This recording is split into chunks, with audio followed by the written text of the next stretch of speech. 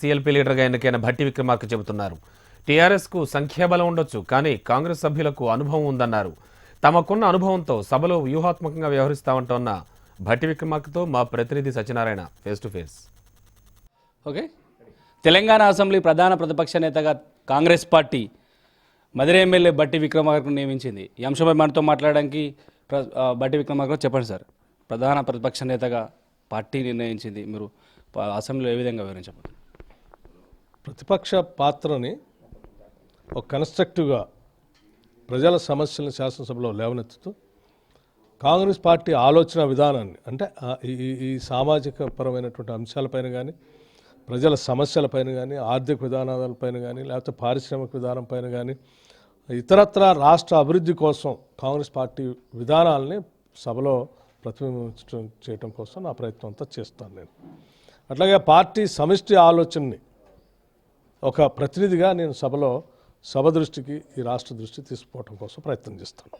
Congress party శాసనసభ్యుల majority అభిప్రాయంగా Bhatti విక్రమార్కను ప్రధాన ప్రతిపక్షంగా ఎంపిక చేశారా, లేక అధిష్టానం మెచ్చి నచ్చి నియమించింది అనుకుంటున్నారా?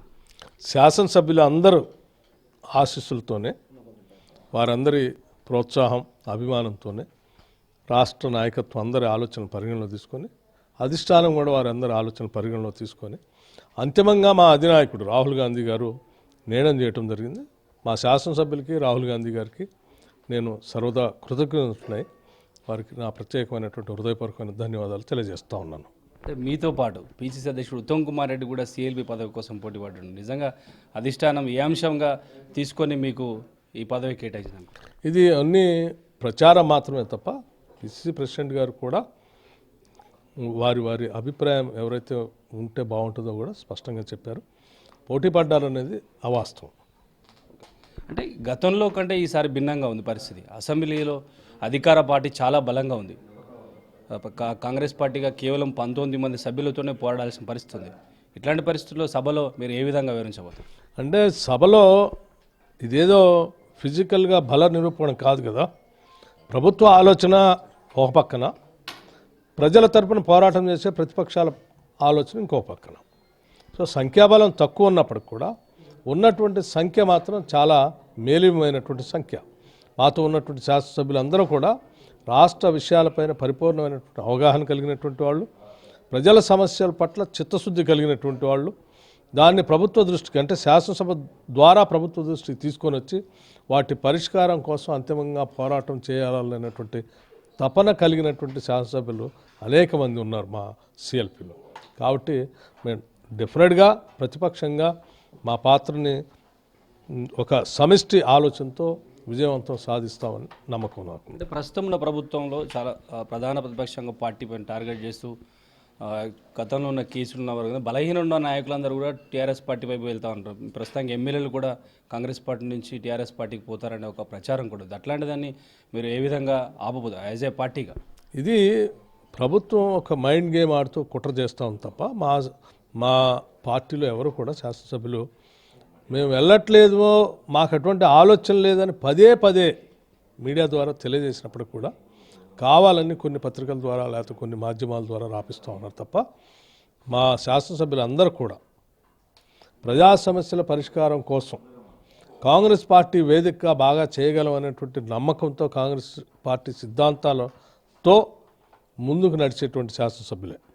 వాటిని ప్రగాఢంగా నమ్మి శాసనసభకు పోటీ చేసి ఈరోజు ఆ పార్టీ ద్వారా పోరాటం చేద్దామనే ఆలోచన కలిగిన నాయకులే తప్ప మేమేదో అర్జెంటుగా అధికారంలోకి వచ్చి అధికారాన్ని అనుభవిద్దాం అనేటువంటి ఆలోచన కలిగిన శాసనసభ్యులు ఎవరూ లేరు.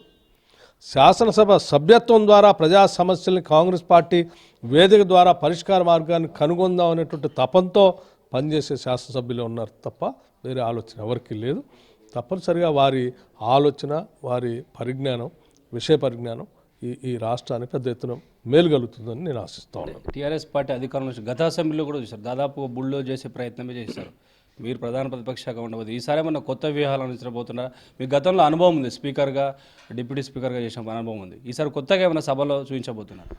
సభలో ఎప్పటికప్పుడు ఏ రోజువారీ అంశాలపైన ఆ రాష్ట్రంలో ఉత్పన్నమైనటువంటి సామాజిక అంశాలపైన, ఆర్థికపరమైన అంశాలపైన, లేకపోతే వ్యవసాయపరమైన అంశాలపైన, కూలీల అంశాలపైన, పారిశ్రామిక విధానంపైన ఎప్పటికప్పుడు ఉత్పన్నమైనటువంటి అంశాలని ఆయా రోజు ముందు వ్యూహాత్మకంగా మా కోర్ కమిటీ, స్ట్రాటజీ కమిటీ కూర్చొని దానికి ఏ రకంగా మనం స్పందించాలి, ఏ రకంగా ముందుకు పోవాలనేటువంటి ఆలోచనతో ముందుకు పోతాం. అలాగే మా సిఎల్పి టీంకి సరిపోయేటట్టుగా పార్టీ నుంచి కూడా, రాష్ట్ర పార్టీ అధ్యక్షులు నాయకత్వంలో ఒక సమగ్రమైనటువంటి సమాచారాన్ని వారితో చర్చించి వారి ఆలోచనలు కూడా తీసుకొని పార్టీ విధానాన్ని వినిపించడం కోసం ప్రయత్నం చేస్తాం. Thank you sir.